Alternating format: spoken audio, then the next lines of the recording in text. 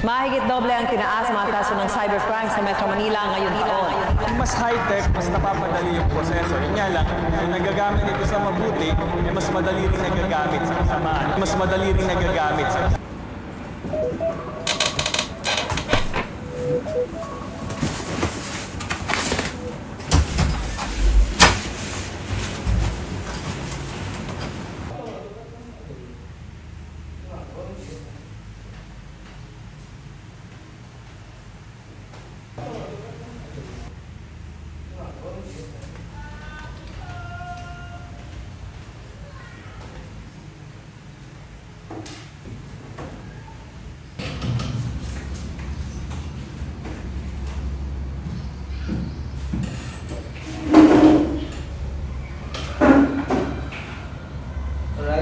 Good morning, everyone. Good morning, sir.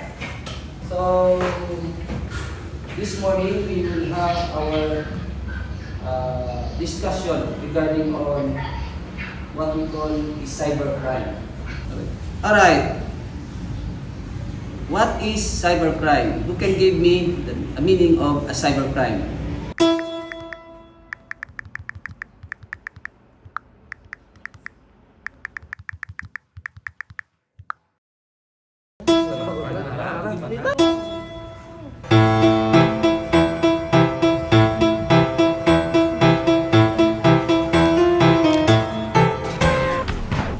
Uy, Mia, imo dya kang tanggapang send sang anonymous message sa mon. Ha, ako?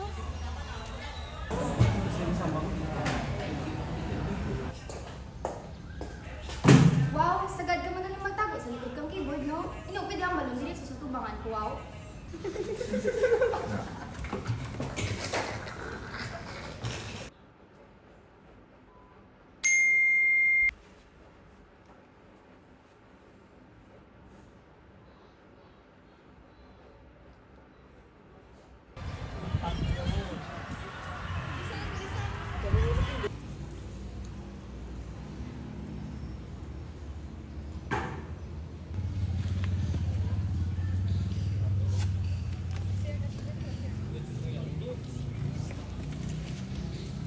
Hindi ako pagpunta hapa to sa lamig kumaligla.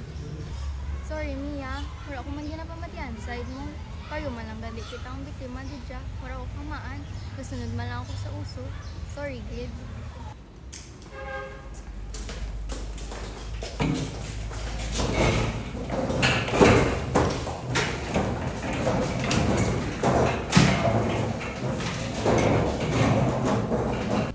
Alright. What is cybercrime? Who can give me a meaning of a cybercrime? Alright, Mia. Sir, my understanding of cybercrime is an illegal activity that involves computers, smartphones, or the internet. It happens when someone uses technology to steal, cheat, harm others, or break the law online.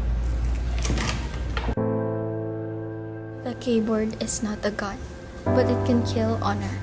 One click can ruin a life.